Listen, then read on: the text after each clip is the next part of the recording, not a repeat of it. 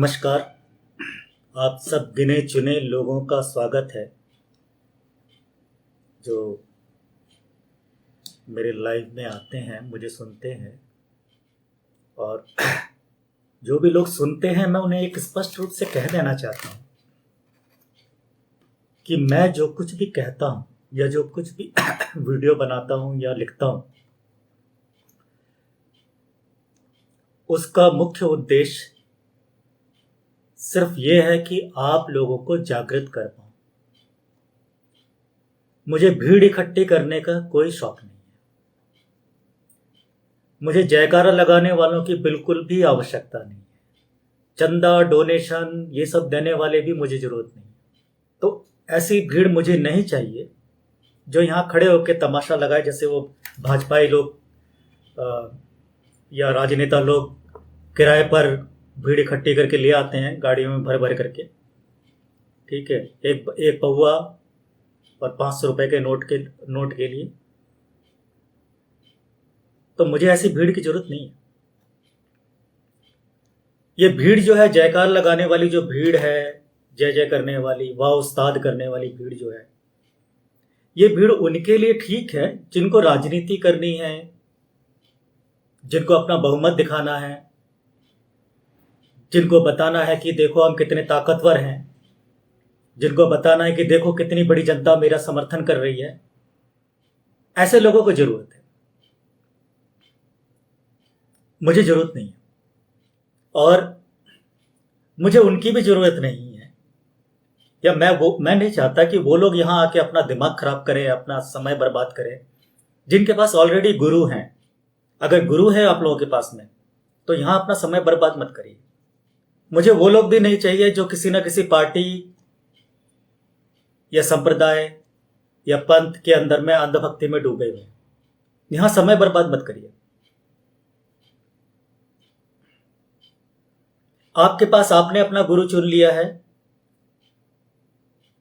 तो अपने गुरु के प्रति भक्ति रखिए, उनके चरणों में पड़े रहिए। आप किसी पार्टी के भक्त हैं, किसी नेता के भक्त हैं, अपने नेता की चरणों में पड़े रहिए, अपनी पार्टी में बंधे रहिए। मुझे आप लोगों की दुनिया को छेड़ने में कोई रुचि नहीं है। मैं उन लोगों में हूं ही नहीं जो दूसरों के धर्म परिवर्तन करवाता घूमता है। मुझे आप लोगों का धर्म परिवर्तन नहीं कराना है। अगर आप लोगों ने दिमाग से पैदल होकर भक्ति करने का धर्म अपना रखा है तो भक्ति करिए, कोई दिक्कत नहीं। मुझे आपकी भक्ति, आपकी श्रद्धा में दखल नहीं करना है। आप जिस भी पंथ से जुड़े हैं, चाहे वो इस्लाम हो, चाहे वो सिखिज्म हो, चाहे वो हिंदू हो, चाहे वो संघी बजरंगी हो, चाहे वो आरएसएस हो, चाहे वो कांग्रेस हो, चाहे वो सपा हो, चाहे वो भाजपा हो, चाहे वो वामपंथ हो, चाहे वो दक्षिण पंथ हो, आप किसी भी मजहब से जुड़े हैं, ये सब मजहब है मेरे लिए। हिंदू, मुस्लिम, सिख, ईसाई, कांग्रेसी, भाजपाई, सपाई, ये सारे मेरे लिए मजहब है। ये सारे दड़बे हैं। आप किसी भी दड़बे में रहें, मुझे कोई आपत्ति नहीं आपके दड़बे से। खुश रहें, आबाद रहें, जिंदाबाद रहें। इसलिए, और चूंकि आपके पास ऑलरेडी है, फिर आप लोगों के पास में बहुत सारे लोग हैं जिनके पास में उनके गुरुओं की लिखी बहुत सारी वचन है, प्रवचन है, दुनिया भर के आर्टिकल्स हैं कि हमारे गुरु ने तो पहले ही लिख दिया था, इतनी सारी बातें लिख दी थी, हमारे तो इन्होंने लिख दी थी। बहुत अच्छी बात है। बहुतों के पास में वे बहुत सारे अपने धार्मिक ग्रंथों को बगल में दबाए घूम रहे हैं। हमारे धार्मिक ग्रंथ में तो सारी दुनिया की बातें लिखी हुई है। बहुत अच्छी बात है। मुझे आपकी दुनिया में दखल नहीं करना है। मैं वो दुनिया से भागा हुआ मतलब मैं उससे पीछा छुड़ा के निकला हूं। मैं ऐसी सारी भेड़ बकरियों की झुंडों से बाहर निकल चुका हूं। मैं ऐसे किसी भी झुंड में नहीं शामिल हुआ। ये भगवा भी जो धारण किया, हिंदुत्व वाला भगवा नहीं है, संगी बजरंगियों को दान किया हुआ भगवा नहीं है। ये जो भगवा आप बार बार मेरे भगवा पे वो करते हो कि भगवा क्यों दान, तो ये ध्यान रखिए कि संगी बजरंगियों की बपौती नहीं है कि भगवा धारण कर लिया तो मुझे मोदी की भक्ति करनी है। ऐसा कोई अनिवार्य शर्त नहीं जुड़ा है भगवा के साथ। तो भगवा भी है मेरा, तो सनातनी है। सनातनी मतलब कोई भी कभी भी कहीं भी धारण कर सकता है, बशर्ते वो जागृत हो, चैतन्य हो, उसके अंदर में ललक हो चैतन्य होने की। जो भेड़ चाल से मुक्त होना चाहता है, जिनको भेड़ चाल में चलना है, परंपराओं को ढोना है, बर्तन कीर्तन घंटे घड़ियाल ठोंकना है, बजाना है, उनको भगवा धारण करने की जरूरत नहीं हो। तो कुछ भी ऐसे भी बैठ करके भगवा धारण कीर्तन भजन कर सकते हैं। क्या जरूरत है भगवा धारण करने की? तो मेरे भगवा पे आप लोग ये मत सोचिए कि मैंने भगवा धारण किया है तो मुझे यही करना पड़ेगा, ऐसा ही करना पड़ेगा। ऐसा कोई अनिवार्यता नहीं है मेरे लिए।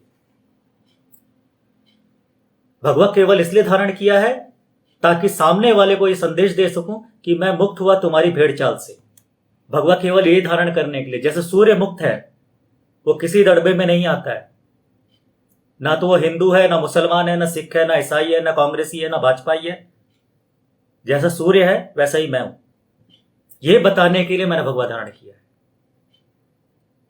इस भगवा धारण का मतलब ही यही है कि मैं भेदभाव से मुक्त हूं, मैं सांप्रदायिकता से मुक्त हूं, मैं छुआछूत से मुक्त हूं। इसका सीधा सा मतलब है। भगवा धारण का मतलब सीधा सा इतना मतलब है कि ना तो मैं ब्राह्मण हूं, ना मैं क्षत्रिय हूं, ना तो मैं वैश्य हूं, ना तो मैं शूद्र हूं। मैं इन खंडों में नहीं हूं। शूद्र एक खंड हुआ, ब्राह्मण एक खंड हुआ, ये अलग अलग खंड है। मैं खंडित नहीं हूं, मैं पूर्णता में हूं। यह है भगवा धारण करने का मुख्य उद्देश्य, यह बताना कि मैंने भगवा धारण इसलिए किया था। भगवा धारण कर इसलिए नहीं किया था मुझे बैठ करके यहां पे पंडागिरी करना है या ज्योतिषी का काम करना है। सर, इंसानियत का प्रचार कौन करेगा? क्या है इंसानियत? अभी तो लोगों को यही नहीं पता ना इंसानियत है क्या चीज। लोग अपने अपने दड़बे में कैद हैं। वो कह रहा है हमारा इस्लाम बड़ा, वो कह रहा है हमारा हिंदुत्व बड़ा, वो कह रहा है हमारा ईसाईयत बड़ा, वो कह रहा है हमारा सिखिज्म बड़ा। तो सब लोग अपने अपने दड़बे में बड़ा बड़ा करके घूम रहे हैं। तो घूमने दो, वहां पे मुझे क्यों दखल करना? हजारों सालों से जब कोई नहीं सुधार पाया उनको, वो खुद नहीं सुधर पाए तो आज तक, अब मैं भला क्या सुधार दूंगा? तो मैं कहा उधर में दिमाग खराब करूं अपना। उनको लड़ने दो, आपस में लड़ना है, जिनको लड़ने का शौक है लड़ने दो, मरना है मरने का शौक है मरने दो। हम क्या करेंगे वहां पर जाकर? अब मेरा मकसद सिर्फ इतना, ये जो भगवा धारण करने का था यही मकसद था। बार बार बता रहा हूं, स्पष्ट कर रहा हूं कि मेरा मकसद पंडित पुरोहित बनना नहीं है। मेरा मकसद संस्कृत साहित्य का ज्ञाता होना नहीं है। मेरा मकसद आपके धर्म ग्रंथों का ज्ञाता होना नहीं है। मेरा जीवन का उद्देश्य नहीं है। मेरे जीवन का उद्देश्य चलती फिरती लाइब्रेरी बनने का भी नहीं है कि आप मेरे से कोई भी किसी से किताब से उठा के कोई सवाल कर लो और मैं उसका जवाब देता फिरता रहूं। यह भी मेरा कोई शौक नहीं है। मैं इसलिए भी नहीं आया हूं। चलती फिरती लाइब्रेरी दुनिया भर में घूम रही है, क्या फर्क पड़ता है? कुछ फर्क पड़ता है उससे? बहुत सारे लोग हैं उनको पूरा सारे वेद कंठस्थ हैं, सारे कुरान कंठस्थ हैं, बाइबल कंठस्थ है। कोई भी चैप्टर कहीं से भी उठा के पूछ लो, वो उसका उत्तर दे देंगे। लेकिन क्या वो चैतन्य हो पाए? क्या वो जागृत हो पाए? तो चलती फिरती लाइब्रेरी बनने से भी कोई जागृत नहीं होता है, और 24 घंटे बैठ के पूजा पाठ करने से भी कोई जागृत नहीं होता है। जीवन का मूल उद्देश्य है चैतन्य होना, जागृत होना। ये मैंने जाना है। आप लोगों ने क्या जाना है वो आप जानिए। आप लोगों ने सोचा है कि आप लोगों को सिखाया पढ़ाया गया है कि चैतन्य क्या नाम है, जीवन का उद्देश्य है नौकरी करना, पढ़ाई का उद्देश्य है नौकरी करना, गुलामी करना। मैं बचपन से एक मुक्त माहौल में रहा हूं, आदिवासियों के बीच में पला बड़ा हूं, इसीलिए मुझे पता है कि मुक्ति क्या है। मैं जानता हूं कि मुक्ति क्या है। तो जिन्होंने गुलामी करने के लिए पढ़ाई की है, जिन्होंने गुलामी करने के लिए शिक्षा अर्जित की है, उनको मेरी बातें समझ में नहीं आएगी, क्योंकि बचपन में जो चीज पैटर्न बिठा दिया गया वो निकलेगा कहां से? अब जैसे कोई जब बचपन में ही मेरे दिमाग में बात बैठ चुकी है कि हम लोग गुलामी करने के लिए नहीं जन्म लिए हैं, हम लोगों ने जन्म लिया है जागृत होने के लिए, चैतन्य होने के लिए जन्म लिया। ये बचपन से मेरे दिमाग में बैठ गया है। तो स्वाभाविक है अब आप कोई मुझे बोलेगा कि भाई साहब गुलामी करो, तो कैसे कर लूंगा मैं गुलामी? ऐसे ही मैं आप लोगों की समस्या भी समझ सकता हूं कि आप लोगों ने बचपन से पढ़ लिया कि गुलामी करने के लिए हम दुनिया में आए हैं। तो अब आपको कितनी भी समझाया जाए कि गुलामी करना जीवन का उद्देश्य नहीं है, आपकी समझ में नहीं आएगा। सबकॉन्शियस माइंड में अंदर फीडेड हो गया है। जो बात सबकॉन्शियस माइंड में फीड हो गई एक बार, फिर वो नहीं निकलेगी आसानी से। फिर आप ध्यान में बैठोगे तो भी आपको दिखाई देगा, हे भगवान मुझे अंबानी के यहां नौकरी मिल जाए, मुझे अडानी के यहां नौकरी मिल जाए, मुझे बिल गेट के पास में नौकरी मिल जाए। वो ध्यान में भी बैठ करके गुलामी सोच रहे होंगे। करनी गुलामी ही है, गुलामी से अलग कोई चीज सोच नहीं सकते, क्योंकि सबकॉन्शियस में फीड हो गया है, अंदर चला गया है। अब सोते जागते उठते जागते क्या सोचोगे आप? यही सोचोगे ना, आज इस कंपनी की नौकरी कर रहा हूं, नहीं इससे बड़ी वाली कंपनी की नौकरी करनी, नहीं इससे बड़ी वाली कंपनी की नौकरी करनी। कभी ये नहीं सोचेंगे कि मुझे एक इंडिपेंडेंट अपने लिए प्लेटफॉर्म खड़ा कर लेना है जहां मैं चैन से अपने परिवार के साथ में सुखी रहूं। ये नहीं सोचेंगे, कभी कभी आएगा ही नहीं, दिमाग में आएगा ही नहीं। और गलती से कभी आ भी गया तो आपके अड़ोस पड़ोस यार दोस्त सब लोग घेर के समझाएंगे, बेटा तू तो पागल होने जा रहा है, किसी अच्छे डॉक्टर से इलाज करा ले। नहीं, भगवा से चैतन्य, भगवा से जागृति अगर आती होती तो सारे जितने भी भगवाधारी सारे के सारे नहीं चैतन्य बन गए होते। और सिर्फ भगवा की बात नहीं मैं कर रहा हूं, मैं हर चीज की बात कर रहा हूं। ये जो आप कुरान उठा के ढोते रहते हो, कुरान पढ़ते रहते हो 24 घंटे, क्या उससे चैतन्य हो जाते हो आप लोग? ये जो रामायण लेके 24 घंटे पढ़ते रहते हैं, ये लोग चैतन्य हो जाते हैं? ये जो वेद लेके 24 घंटे पढ़ते रहते हैं, वो चैतन्य हो जाते हैं? सवाल यहां पे जाइए, जो मैं समझा रहा हूं, जो बोल रहा हूं, पहले इसको ठीक से समझिए। चैतन्यता क्या है पहले वही नहीं समझ में आएगा आपको। आजीवन बंधे हुए हो किताबों से, उसके बाद चैतन्यता की बात कर रहे हो, कहां से समझ में आएगा चैतन्य?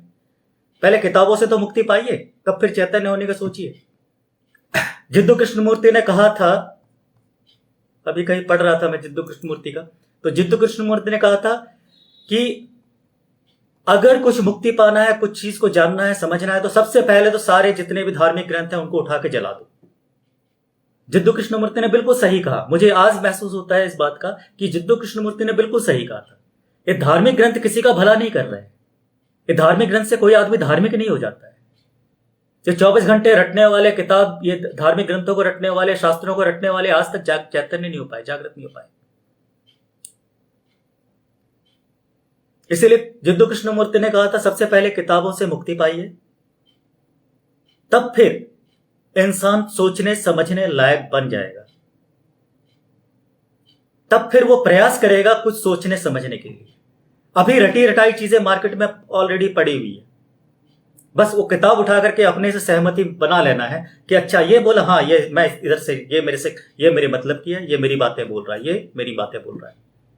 तो क्या है, खुद खोजना, खुद जानना, ये सारी चीजें बंद हो गई। अब कुंजियां रेडी है मार्केट के अंदर में, पढ़ने की किताब जरूरत भी नहीं, आपकी कुंजी पड़ी है, बस क्वेश्चन पेपर ले लिया, पता चला पिछले साल के कौन कौन से क्वेश्चन, पिछले 5 साल के क्वेश्चन पेपर उठा लिए, उसके बने बनाए सवाल मार्केट में मिल गए, उठा के रट्टा मार लिया, पहुंच गए, पेपर दे दिया, पास हो गए।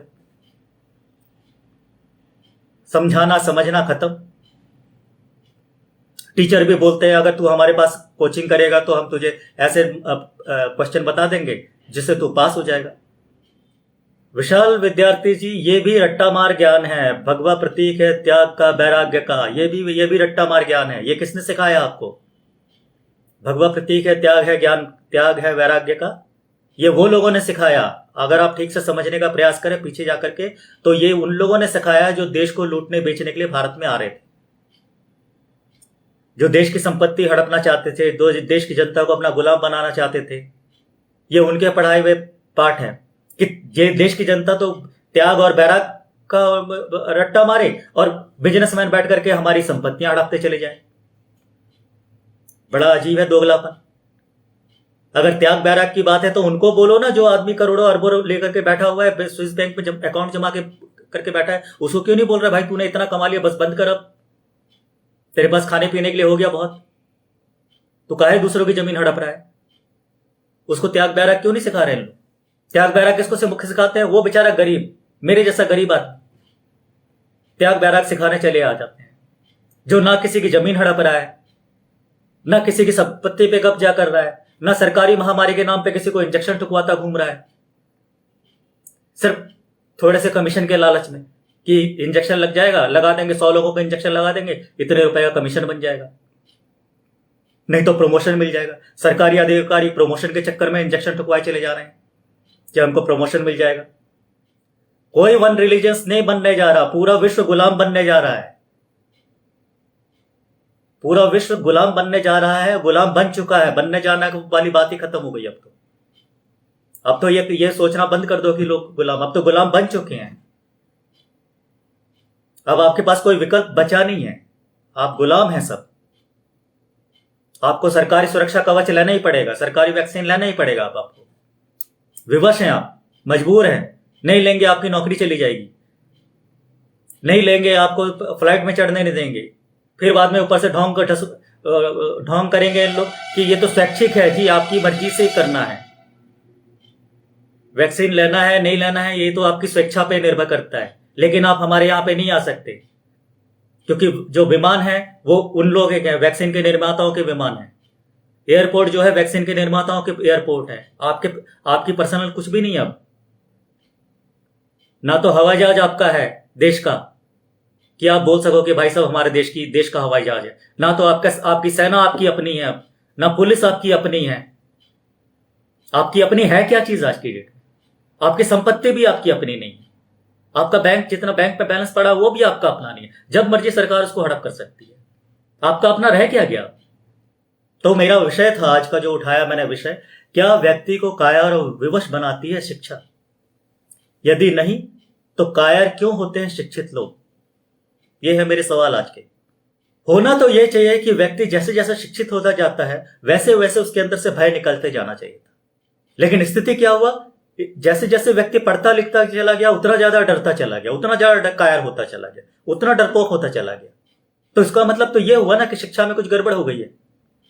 शिक्षित व्यक्ति निडर होना चाहिए, शिक्षित व्यक्ति के अंदर से डर निकल जाना चाहिए, शिक्षित व्यक्ति को मुक्त हो जाना चाहिए।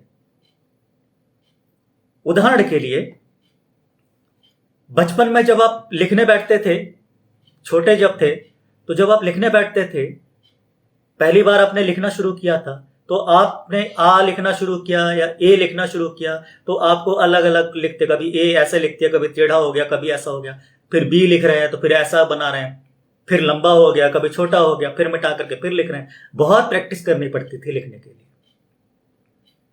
ए लिखना है, बी लिखना है, ऐसे लिखना है, नहीं ऐसा लिखना है, बहुत मेहनत करनी पड़ती थी उस समय। ठीक है, फिर बाद में उसमें टीचर उसमें मार्क दे देता था, 9 नंबर मिले, 8 नंबर मिले, 7 नंबर मिले। फिर आप नंबर देख के अनुमान लगाते हो कि मैंने अच्छा लिखा है, बुरा लिखा है। फिर धीरे धीरे वो नंबर आपके दिमाग में बैठ जाता है कि अच्छे ज्यादा नंबर मिल रहा है इसका मतलब मैं अच्छा हूं, कम नंबर मिल रहा है इसका मतलब मैं बुरा हूं। ठीक है, तो आप धीरे धीरे करके आपने लिखना शुरू किया, फिर आपने पढ़ना शुरू कर दिया धीरे धीरे। फिर आपने नर्सरी राइम्स सीख लिए थोड़े बहुत, ट्विंकल ट्विंकल लिटिल स्टार सीख लिया आपने।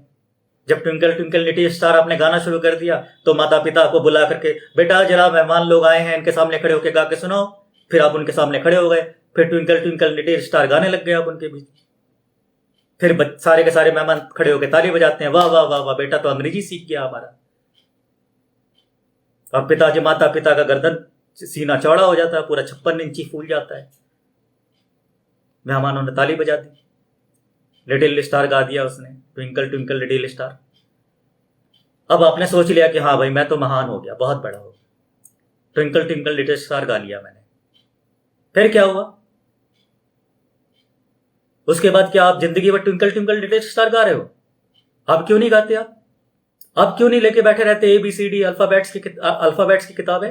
होना तो ये चाहिए ना कि आपके डेस्क के ऊपर में, यहाँ पे टेबल के ऊपर में अल्फाबेट्स की किताब रखी होनी चाहिए थी, ट्विंकल ट्विंकल लिटिल स्टार की किताब रखी होनी चाहिए थी, होना चाहिए था ना। रोज सवेरे उठो, आप ट्विंकल ट्विंकल लिटिल स्टार को नमस्ते करो, प्रणाम करो, उसके सामने आराधना करो, फिर बाद में आप अपना काम करना शुरू करो। ऐसा होना चाहिए था ना। अल्फाबेट्स हैं आपके, वर्णमाला है, वो क्या नाम है आपका, नंबर्स के जो बुक आती थी, क्या बोलते थे मैं भूल गया उसको, जिसमें नंबर से लिखे होते थे 1 2 3 4 5 6। फिर वो पहाड़ी की किताब होती थी, 3 पन्ने की 4 पन्ने की पहाड़ी की किताब होती थी। तो पहाड़ी की किताब तो उसमें 20 तक के पहाड़े लिखे होते थे या 40 तक के पहाड़े लिखे होते थे। फिर वो किताब, तो ये सारी चीजें जो आपकी बेसिक चीजें थी जहां से आपने शुरू की थी, वो सारी आपके टेबल में होनी चाहिए ना। रोज सवेरे उठ करके रोज एक पन्ना पढ़ो। रोज सवेरे उठो, पन्ना खोलो, फिर A for apple, B for book, C for cat, सवेरे सवेरे रोज सवेरे पढ़ करके एक पन्ना पढ़ो, फिर रोज उसको प्रणाम करो, नमस्ते करो, फिर उठा के रख दो। फिर दूसरी किताब उठाओ, उसमें फिर अब नंबर गिनना शुरू करो, 1 2 3 4 5 6 7 8 9 10 11 100 तक गिनती गिनो, फिर उसको नमस्ते करो, प्रणाम करो, फिर उठा के साइड में रख दो। फिर अल्फाबेट से निकालो। फिर ये जो बेसिक 3-4 किताबें जो हमारे बचपन में नर्सरी में और केजी क्लास में मिलती थी, वो उठा करके आप रखो, अपने टेबल में रखो रोज बढ़िया। उसके ऊपर लाल रंग का कपड़ा लगा दो सजा करके, उसके ऊपर रोज सवेरे अगरबत्ती जलाओ, वहां पर रोज उसको पूजा करो। क्यों नहीं करते आप ये सब काम? लेकिन धार्मिक ग्रंथों को लेके रटे चले जा रहे जो समझ में कभी नहीं आती जिंदगी में। धार्मिक ग्रंथ किसने पकड़ा है? मुझे नहीं लगता कि किसी ईश्वर वगैरह ने लिखा है। धार्मिक ग्रंथों को किसी व्यापारी ने लिखा है, बिजनेसमैन ने लिखा है, ताकि आप लोग भेड़ बकरियों की तरह में, कुत्ते बिल्ली की तरह आपस में हिंदू मुस्लिम करके लड़ते रहे और वो लोग आपका देश लूटते रहे आराम से बैठ के। आप लोग लड़ते रहो, हमारा ईश निंदा कर दिया, हमारे खुदा की निंदा कर दी, हमारे गुरु की बेअदबी कर दी, जाके मार दो, जाके काट दो, जाके घर जला दो, इसी में उलझे रहो आप लोग। और वो लोग आपका पूरा का पूरा देश की जनता को लूट रहे हैं, फर्जी वैक्सीन लगा लगा करके आपको मार रहे हैं। वहां पे विरोध नहीं निकलता, आपका आवाज नहीं निकलती विरोध करना है। वहां जाकर के नहीं नहीं उन्होंने बोला होगा तो कुछ सोच के ही बोला होगा, तब आपका भगवान कहां मर जाता है? जिस भगवान के लिए आप किसी इंसान की जान ले लेते हो, अब उस भगवान के पास जाके क्यों नहीं बोलते? फिर आपको वैक्सीन क्यों चाहिए? भगवान बचाएगा ना आपको। जिस भगवान के नाम पर आप किसी की हत्या कर देते हो, वो भगवान आपको बचाने क्यों नहीं आता? तो नर्सरी राइम की किताबें, अल्फाबेट्स की किताबें और आपके धार्मिक ग्रंथ एक ही श्रेणी में आते हैं मेरे लिए। नर्सरी राइम की किताबें पढ़ के कम से कम आप इस लायक तो हो गए कि आज की डेट में आप उसको आप और दूसरी 100 किताबें लिख लेते हैं, आप बड़े बड़े आर्टिकल से लिख लेते हैं। तो डर, वो किताबें आप धार्मिक ग्रंथों क्यों ढो रहे हैं? क्योंकि डर है आपको कि अगर कुछ बोल दिया तो भीड़ आ जाएगी, मुझे मार देगी। लेकिन नर्सरी राइम की किताब को कोई गाली दे देगा, कोई मारने आएगा किसी को? नहीं आएगा। अल्फाबेट्स की किताब को कोई गाली दे देगा तो मारने आएगा कोई? कभी देखा है आपने कि नर्सरी राइम की किताब के ऊपर में किसी ने अचार पापड़ पकौड़े रख करके दे दिया हो और आप उसको मारने चले गए कि भाई साहब ये नर्सरी राइम की किताब है, बचपन में हमने पढ़ी थी, हमारे लिए पूजनीय है, इसी को पढ़ करके आज हम बड़ी बड़ी नौकरी कर रहे हैं, हम क्लर्क बने बैठे हैं, हम कैशियर बने बैठे हैं, हम सरकारी नौकरी कर रहे हैं, हम आईएएस बने हैं, हम आईपीएस बने हैं, यही नर्सरी राइम की किताबें पढ़ करके बने हैं। और आप इसके ऊपर हम पकौड़े बेच रहे हो, पकौड़े दे रहे हो हमको। गया किसी, कभी सुना आपने किसी ने हत्या कर दी हो किसी की? लेकिन आपके धार्मिक ग्रंथ के कागज फाड़ के कोई कर देगा तो अभी मारने काटने निकल जाओगे आप। क्यों? क्योंकि शिक्षित नहीं हो पाए। डर, ये जो डर बैठा हुआ है, इसी की वजह से आप ऊपर नहीं उठ पाए, आप चैतन्य नहीं हो पाए, आप जागृत नहीं हो पाए। और आज तक आपको यह नहीं समझ में आया कि वास्तव में धर्म अधर्म है क्या और धर्म क्या है। आज तक आप जितने धार्मिक लोगों से मिल चुका हूं, जितने लोग बड़े बड़े शास्त्रों के ज्ञाता मेरे से मिल चुके हैं, बात कर चुके हैं, जिनसे मैं बैठ कर चुका हूं, जब भी उनसे बात करो तो धर्म क्या है, तो उनको आज तक मुझे लगा कि आज तक उनको पता ही नहीं कि धर्म है क्या। धर्म की रक्षा करने निकल पड़ते हैं डंडा लेकर के। तो शिक्षा क्यों जरूरी है? इसीलिए कि आप चैतन्य हो सकें, शिक्षा इसलिए जरूरत है। आइए थोड़ा और समझा देता हूं शिक्षित होने का। एक 9 साल का 10 साल का लड़के को कभी आप देखिएगा सड़क के किनारे में कार मैकेनिक के रूप में कार का मरम्मत करते हुए, आप उसको देखते हैं कहीं से डरा हुआ? आप कार लेके चले जाइए उसके पास में कोई ठीक करने, हाँ जी फटाफट जाएगा, कहा ये खराबी, लाओ मैं करता हूं। उसके अंदर कोई झिझक होती है, कोई संकोच होता है, कोई डर होता है उसके अंदर? और फटाफट आपका कार का टायर खोल लेगा, पंक्चर लगा देगा। या और कोई खराबी है तो वो फटाफट 9 साल का होगा या 10 साल का लड़का होगा, कोई इंजीनियरिंग नहीं पढ़ी है उसने, लेकिन शिक्षित है वो 9 साल का लड़का जो कार मैकेनिक के रूप में आपके गैराजों में या सड़क के किनारे में खड़े होकर के आपका कार रिपेयर कर देता, वो लड़का शिक्षित है। इन धार्मिक लोगों से अधिक शिक्षित है। ये धार्मिक लोग तो अशिक्षितों में आते हैं। ये धार्मिक ग्रंथ रटने वाले जितने बैठे हैं अशिक्षितों में आते हैं। शिक्षित तो वो व्यक्ति, वो लड़का है जो आपका कार रिपेयर कर देता है, उसको अब मैं शिक्षित बोलूंगा। आप कभी नदी में डूब रहे हैं, या नदी में आपने देखा होगा गोताखोरों को, लड़के 10 साल के 9 साल के बच्चे ऊंची ऊंची जगह से छलांग मार रहे हैं, क्या उनके अंदर कोई डर दिखता है? क्योंकि वो शिक्षित हैं। तो डर काहे का? उनको पता है कि वो पानी में कूदेंगे तो मरेंगे नहीं, उनको तैरना आता है, वो शिक्षित है। उसके लिए शिक्षा ले रखी है उन्होंने, बचपन से उनको शिक्षा मिल गई है तैरना कैसे, जान कैसे बचानी है अपनी, इसलिए वो उफनती नदी में छलांग मार देते हैं और उनको डर नहीं लगता है। हमें याद है, हम जब छोटे थे 9 साल के 10 साल के, तो हमारे गांव के बगल में से बड़ा सा एक नाला बहता था। वो हमारा ये गंदगी वाला नाला नहीं, पानी वाला नाला, स्वच्छ साफ पानी होता था उसमें। तो ऐसा पानी बारिश के मौसम में ऐसे ऐसे नाले बन जाते हैं गांव देहातों में, आपने देखा होगा। तो बड़े बड़े नाले हो जाते थे, इस तरह के आते थे और हम लोग उसमें छलांग मारा करते थे। हमें तो डर नहीं लगता था। क्यों? क्योंकि शिक्षित थे, तैरना आता था, जानते थे डूबेंगे नहीं। यह है शिक्षा। सर, मुझे धर्म ग्रंथों में क्या नहीं किया गया, क्या कहा गया, क्या नहीं किया कहा गया, वो मुझे मत पढ़ाइए। अपने अनुयायियों को पढ़ाइए जो आपके धार्मिक ग्रंथों को ढोए फिर रहे हैं, जो आपके धार्मिक ग्रंथों के नाम पर, ईश निंदा के नाम पर लोगों की हत्याएं करते हैं। उनको जाके पढ़ाइए कि आपके धार्मिक ग्रंथों में क्या लिखा है, क्या नहीं लिखा है। मुझे मत पढ़ाइए, क्योंकि मैं किसी को ईश निंदा के नाम पर मैं किसी की हत्या करने नहीं जा रहा हूं। ईश निंदा के नाम पर मैं किसी की मोब लिंचिंग नहीं करवाता हूं। मेरी कोई धार्मिक भावना आहत नहीं होती कोई अगर मेरे ईश्वर को गाली दे देता है। ये आप उनको समझाइए जिनकी धार्मिक भावनाएं आहत होती हैं कि आपके धर्म ग्रंथ में क्या कहा है। ये किस्से कहानियां उनको सुनाइए कि आपके पैगंबर साहब जो थे वो कोई कूड़ा फेंक देता सिर के ऊपर में, तो वो उससे नाराज नहीं होते थे, उनका घर में हालचाल पूछने चले जाते थे। यहां आपके धार्मिक ग्रंथ के बारे में कोई बुरा बोल देगा तो आप अपनी आगजनी करने निकल पड़ते हो, और फिर बाद में हमें सिखाने आते हो कि भाई साहब हमारे धार्मिक ग्रंथ में ऐसा कुछ नहीं लिखा है।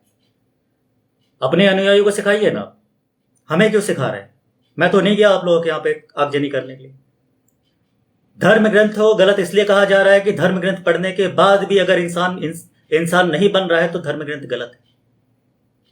धर्म ग्रंथों को ढोने वाले, धर्म ग्रंथ को पढ़ने वाले भी अगर अधर्म और अन्याय के विरुद्ध खड़े होने का साहस नहीं कर पा रहे हैं तो इसका मतलब धर्म ग्रंथ गलत पढ़ा रहे हैं।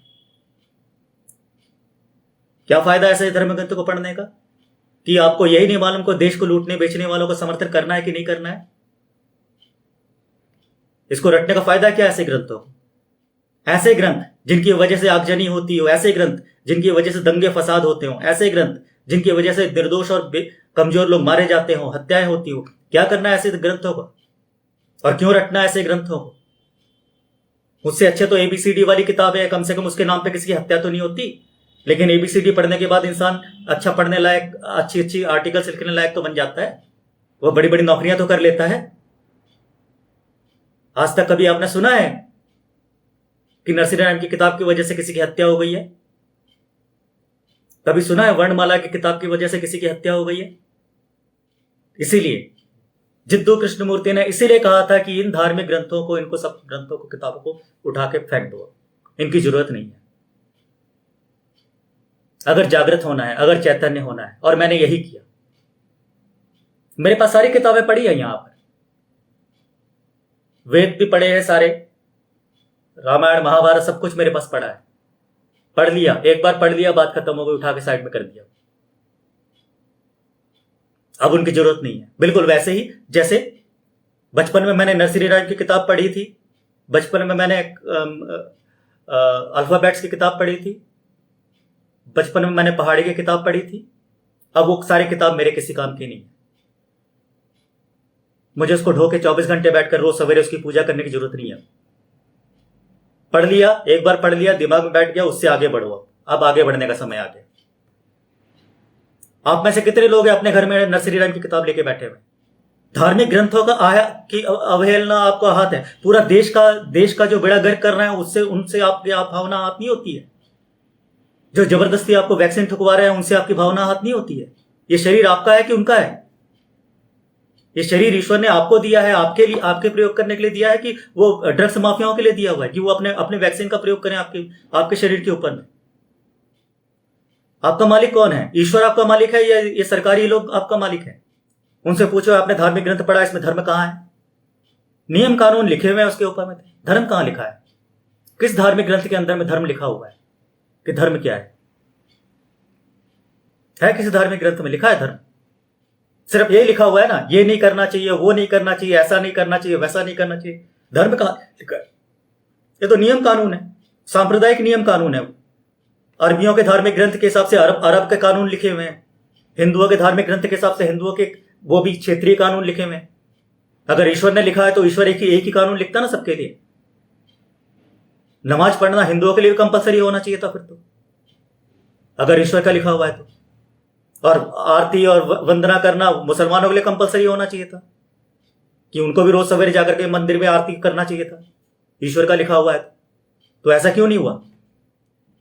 तो क्षेत्रीय जो आपके नियम कानून है, क्षेत्र के हिसाब से बनाए गए नियम कानून है, उसको आप धर्म बोल रहे हो, संप्रदायों को धर्म बोल रहे हो। संप्रदाय धर्म कैसे हो सकता है? उसमें तो धार्मिक और अधार्मिक दोनों पाए जाते हैं हर संप्रदाय के अंदर में। चाहे हिंदू संप्रदाय को देख लो तो उसके अंदर भी धार्मिक और अधार्मिक दोनों है, इस्लामिक संप्रदाय में देख लो तो उसके अंदर भी धार्मिक और अधार्मिक दोनों है। तो धर्म कैसे हो गया वो? तो शिक्षा क्या है? आपको ये जो शिक्षा आप कह रहे हो, जिसको आप शिक्षा कह रहे हो, शिक्षा नहीं है, क्योंकि शिक्षा आपको कायर नहीं बनाएगी। जब आप शिक्षित हो जाते हो तो आपको मालूम होता है कि आप सही क्या कर रहे हैं, गलत क्या कर रहे हैं। उदाहरण के लिए, अगर आप शिक्षित होते, बचपन में आपको माता पिता, आपके स्कूल वाले आपको सही मायने में, सही अर्थों में समझा देते कि देशभक्ति वास्तव में होता क्या है, तो आज देश लूटने और बेचने वाले यहां पर हमारे देश में राज नहीं कर रहे होते। देश लूटने और बेचने वाले आपको जबरदस्ती वैक्सीन नहीं ठोक रहे होते। आप जाकर के बहस करते कि सुप्रीम कोर्ट ने जब बोला है कि ये स्वैच्छिक है तो आप हमारे ऊपर कैसे जबरदस्ती कंपलसरी लागू कर रहे हैं। ये अगर आप शिक्षित होते तो आप जाकर सामने बहस करते, और वो कहता है कि हम आपको नौकरी से निकाल देंगे, तो आप सुप्रीम कोर्ट में जाके कहते कि भाई साहब, वो हम ये आपका आदेश है, वो आदमी नहीं मान रहा आपका आदेश। आप सुप्रीम कोर्ट में जाके बोलते हैं उनसे कि फलाना जो डीएम है, फलाना जो एसडीएम है, ये आपके आदेश की अवहेलना कर रहा है, या तो आप अपना आदेश बदलिए या फिर डीएम को बदलिए, नौकरी से निकालिए। अगर आप शिक्षित होते तो आप ये कहते, लेकिन आप शिक्षित नहीं है, इसीलिए आप कहते हैं हम तो क्या करें, हम तो विवश है जी, क्या करें, हम तो मजबूर हैं जी। क्योंकि आप शिक्षित नहीं है। जो अशिक्षित होगा वही मजबूर हो सकता है, जो अशिक्षित होगा वही विवश हो सकता है।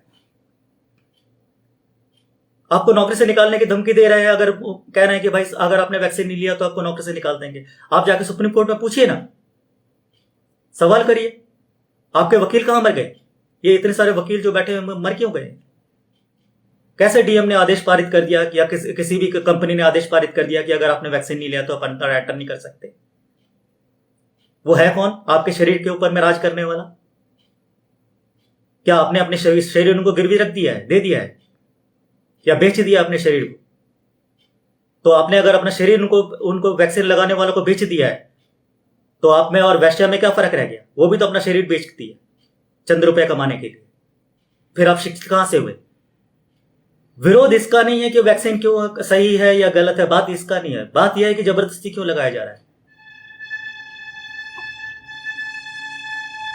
आप लोग सुनते हैं, बहुत सारे लोग मुझे सुनते हैं, बहुत सारे लोग हैं। मैंने आज इसलिए स्पेशल एक पोस्ट लिखा था जिसमें यह कहा था, अगर आपने सरकारी महामारी और सरकारी सुरक्षा कवच के समर्थक लोगों के सामने सरेंडर कर दिया है तो कृपया मेरे लिस्ट से बाहर हो जाए, मेरी फ्रेंड लिस्ट खाली कर दें और यहां अपना समय बर्बाद मत करिए। अगर आप धर्म के नाम पर हिंसा करने वालों के, धर्म के नाम पर मॉब लिंचिंग करने वालों के, धर्म के नाम पर आगजनी करने वालों के समर्थक हैं, या आप कहते हैं कि वो लोग सही हैं, तो मेरी फ्रेंड लिस्ट खाली कर दीजिए। मुझे तो ब्लॉक ही कर दीजिए, खाली में मत करिए, ब्लॉक कर दीजिए। क्योंकि आप जैसे लोगों की वजह से पूरा देश बर्बाद हुआ चला जा रहा है। आप जैसे लोगों की वजह से पूरा का पूरा देश आज गुलाम बनने के कगार पर पहुंच गया। हम कुछ गिने चुने लोग बचे हैं आज विरोध करने के लिए। हम लोगों की जिंदगी नरक मत करिए आप। आपको विरोध नहीं करना है, आपके दम आपके बस में नहीं है, ब्लॉक मारिए मुझे, जाइए उनके साथ बैठ के जयकारा लगाइए। क्लियर कट है, मेरा आपसे कोई स्वार्थ नहीं है। मुझे जो बोलना है, मुझे जो बोलना होता है मैं बोलता हूं, मुझे जो लिखना होता है मैं लिखता हूं।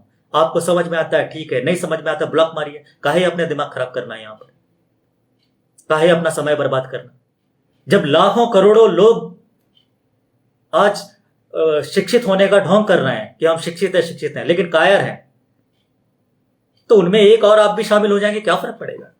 हम जैसे लोग तो गिने चुने कहीं मुट्ठी भर कहीं कोने में पड़े रहते हैं। हमको तो लोग ना आर्थिक सहयोग करने के लिए राजी होते हैं, ना ही किसी और तरह का सहयोग करने के लिए राजी होते हैं।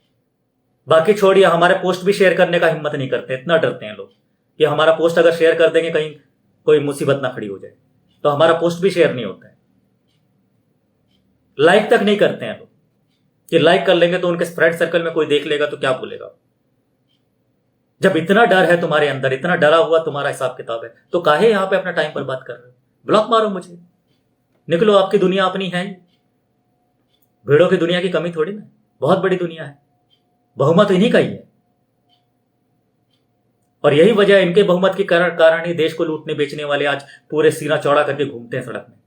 कभी किसी किसानों के ऊपर गाड़ी चला देते हैं, कभी किसी को गोली मार देते हैं, कहीं किसी के घर में आगजनी कर देते हैं, इन्हीं भेड़ों की वजह से, इन्हीं कायरों की वजह से।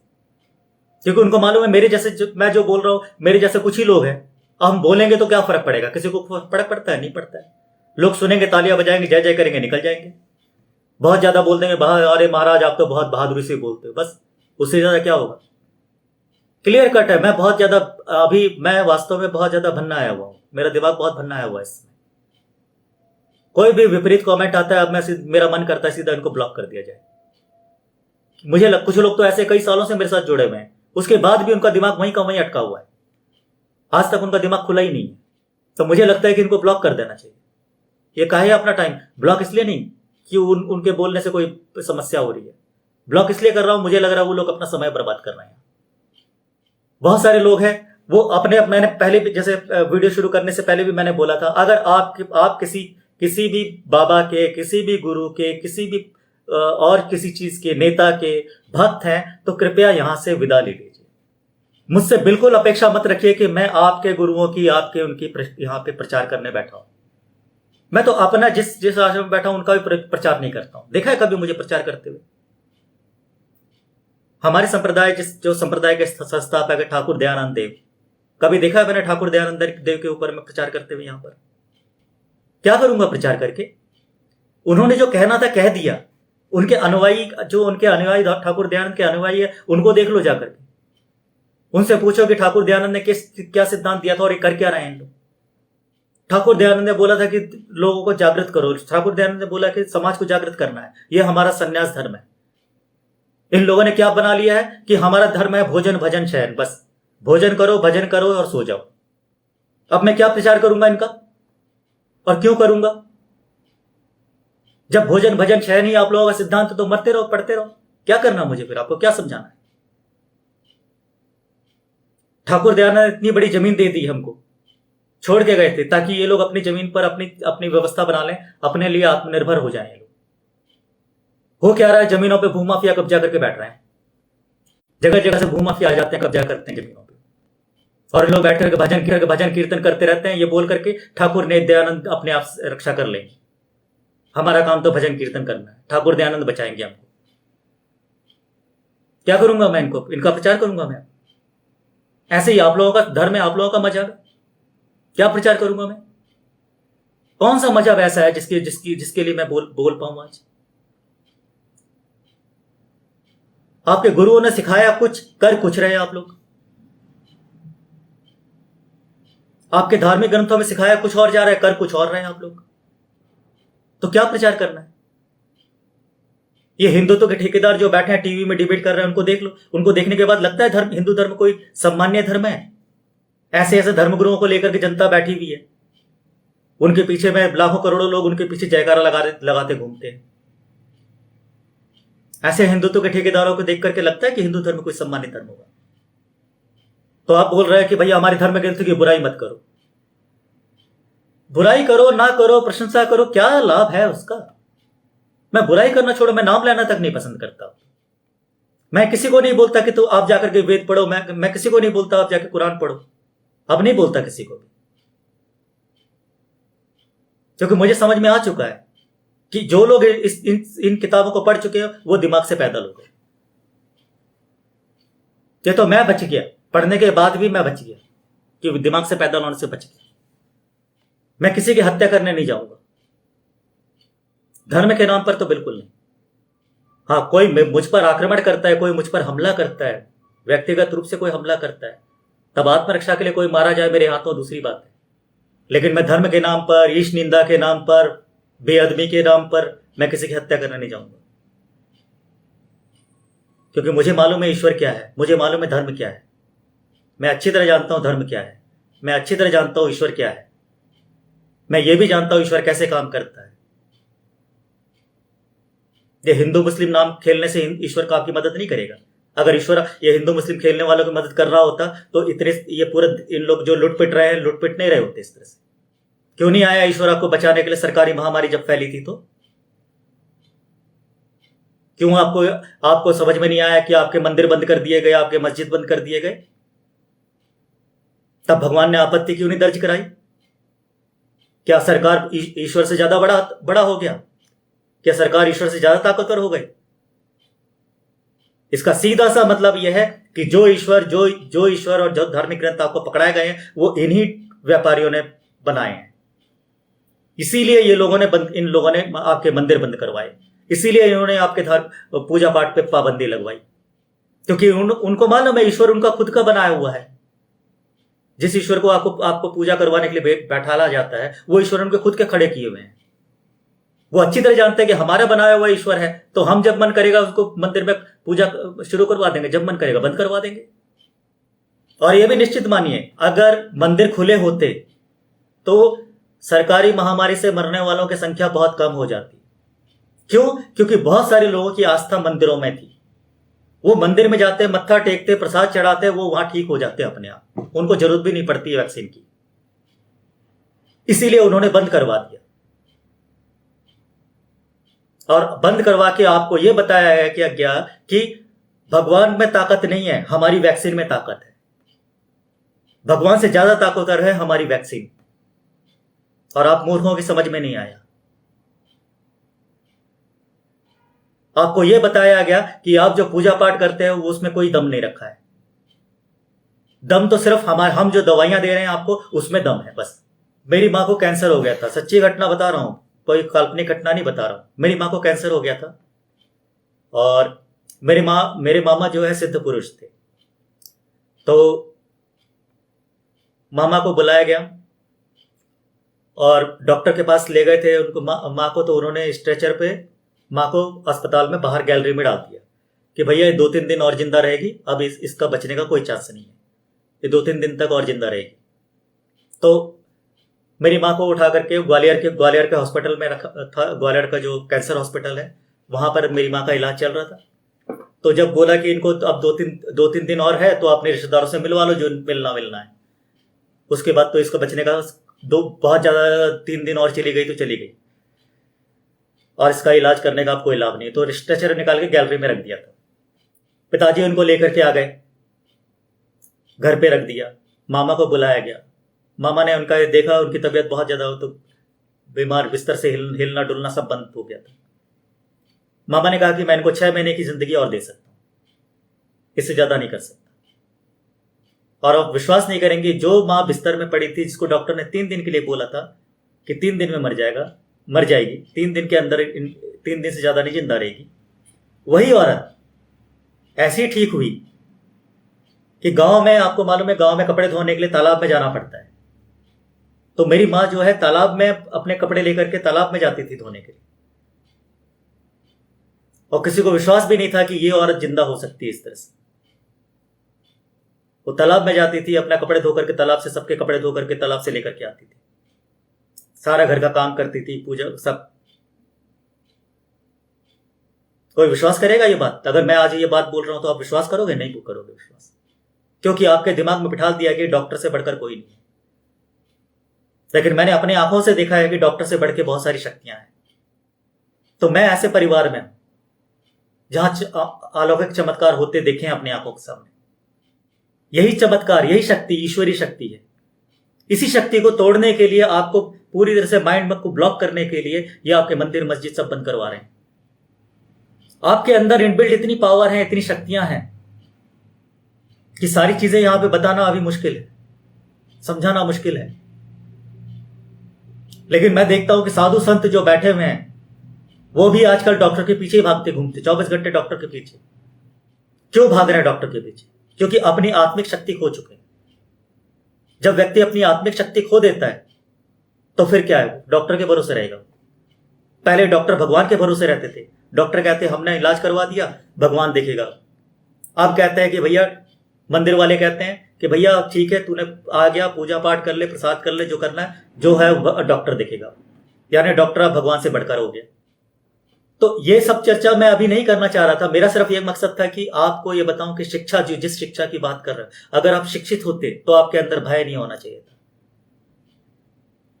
एक वकील अगर शिक्षित हो जाए तो उसको पता है कि क्या लीगल है, क्या इलीगल है। वो जाकर के तुरंत बहस कर सकता है, वो डीएम को ललकार सकता है।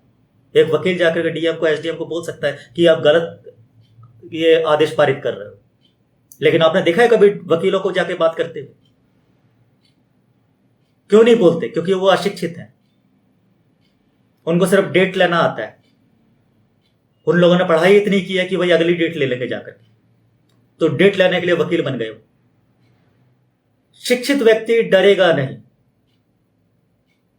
हां, गलती हो सकती है, एक शिक्षित व्यक्ति से गलती हो सकती है, उसका अनुमान गलत निकल सकता है क्योंकि वो कुछ कर रहा है। लेकिन जो रट्टा मार लोग हैं वो क्या कर रहे हैं? उनसे गलती होने की संभावना कम है, क्योंकि उनके पास तो किताब रखी हुई है ना। हमारे पैगंबर ने कहा था, हमारे अवतार ने कहा था, हमारे गुरु ने कहा था, हमारे इसने कहा था, हमारे उसने कहा था, बस वो उठा के ले रखा है। बहस करते रहो बैठ करके। अभी मैं एक टीवी का कोई क्लिप मुझे किसी ने भेजा था, वो उसमें कन्हैया और वो हिंदुत्व का कोई ठेकेदार है, वो दोनों के दोनों आपस में बहस कर रहे हैं। वो बोल रहा है तू क्या नाम है किसकी, हिंदुस्तान की जयकारा लगा। वो बोल रहा है तू गॉडसे की जयकारा बोल के दिखा। ये बहस कर रहे हैं, लेकिन इस बहस का नतीजा क्या निकलता? कुछ नहीं निकलता। ना तो वो सुधरेगा, ना तो ये सुधरेगा। जो गॉडसे को पूजने वाले गॉडसे को पूजते रहेंगे, गांधी को पूजने का ढोंग करेंगे। तो ऐसे दोगले लोगों के बीच में आप क्यों फंसते हैं? काहे इनको भगवान बना के घूमते हैं? काहे इनको हिंदुत्व का ठेकेदार बना के घूमते हैं? उनको क्लियर कट बोल दो ना, या तो तुम गॉडसे को पूजो या गांधी को पूजो, दोनों में से एक तय कर लो। या तो तुम गॉडसे के समर्थक हो या गांधी के समर्थक हो। तुम गांधी के उधर भी जाकर के मत्था टेक लेते हो, उधर गॉडसे के वहां भी मत्था टेक लेते हो। कोई ईमान धर्म नहीं है आप लोगों का। और आप सोचते हो कि ये लोग बहुत ज्ञानी और गुणी लोग हैं। आपको लगता है ये लोग कोई बहुत विद्वान लोग हैं। तो धार्मिक ग्रंथों को पढ़ने वाले अगर विद्वान हो गए होते तो आज ये जितने आप हिंदू, शायद बहुत कम हिंदू होंगे जो वेदों को पढ़ते हैं। बहुत कम हिंदू होंगे जो उपनिषद को पढ़ते होंगे या गीता पढ़ते होंगे या रामायण पढ़ते होंगे। बहुत रेयर, बहुत कम लोग हैं। लेकिन कुरान पढ़ने वाले तो लगभग सारे मुसलमान हैं। फिर यहाँ पे ईश निंदा के नाम पे हत्याएं कैसे करते हैं लोग? कैसे इन लोग ये समझ लेते हैं कि सामने वाले किसी बंदे ने उनके ईश्वर की निंदा कर दी है, उनके आराध्य की निंदा कर दी है, तो उनका ईश्वर खतरे में आ जाएगा, उनका धर्म खतरे में आ जाएगा, या उनका मजहब खतरे में आ जाएगा। वो इसलिए क्योंकि उन लोगों ने जो धार्मिक ग्रंथ पढ़ा है उसमें धर्म नहीं सिखाया गया है। तो जब हम बात कर रहे हैं शिक्षा की, तो पहले शिक्षित होने का अर्थ समझ लीजिए। शिक्षित किया है, ये आपने जो पढ़ाई की है, जितनी भी आपने डिग्रियां बटोरी हैं, वो शिक्षा नहीं है। अगर वो शिक्षा होती तो वकील सारे के सारे शिक्षित होने चाहिए थे, जज सारे शिक्षित होने चाहिए थे। जज को अगर ये पता चल जाए कि फलाना डीएम, फलाना एसडीएम उनकी आदेशों का अवहेलना कर रहा है, उल्लंघन कर रहा है, तुरंत कार्रवाई करता हो। लेकिन जज शिक्षित नहीं है, वकील शिक्षित नहीं है। अभी मान लेते हैं घटना घट गई है, आपने सबको वैक्सीन लगवा दिया, सबको ठुकवा दिया जबरदस्ती, किसी का राशन बंद करके, किसी का अनाज बंद करके, किसी की गाड़ी बंद करके आपने जबरदस्ती सबको वैक्सीन लगवा दिया, और आज से 5 साल के बाद में कोर्ट फैसला सुनाता है कि ये इलीगल था, उससे क्या लाभ होगा? 5 साल के बाद में कोई जज आता है और वो आकर के कोर्ट में बताता है कि ये जो जो कार्रवाई हुई थी वो सारी की सारी इलीगल थी, गैर कानूनी था, क्या होगा उससे? कोई लाभ होगा? एक लड़की ने बलात्कार का शिकायत करवाई, अपने उसमें थाने में रिपोर्ट करवाई, अदालत में केस करवाया, उसको गाड़ी से कुचल के चले गए, अपराधी उसको गाड़ी से कुचल के चले गए। क्या लाभ हुआ उसको शिकायत करने का? और क्या लाभ हुआ उस अदालत का? उन पुलिस वालों के ऊपर कार्रवाई करवाई गई, बहुत ज्यादा सस्पेंड कर देंगे, 2 महीना घर बिठा लेंगे, फिर उसके बाद फिर ड्यूटी जाएंगे। तो ये जो नौटंकी चल रही है, न्याय के नाम पर नौटंकी चल रही है, क्यों चल रही है? क्योंकि जनता अशिक्षित है, क्योंकि वकील अशिक्षित है, क्योंकि जज अशिक्षित है, क्योंकि आईएएस आईपीएस अशिक्षित है। शिक्षित कौन है यहां पर? शिक्षित व्यक्ति वो कहलाएगा जो व्यक्ति ये जानता है कि ये गलत हो रहा है, तो मुझे वहां विरोध करना है।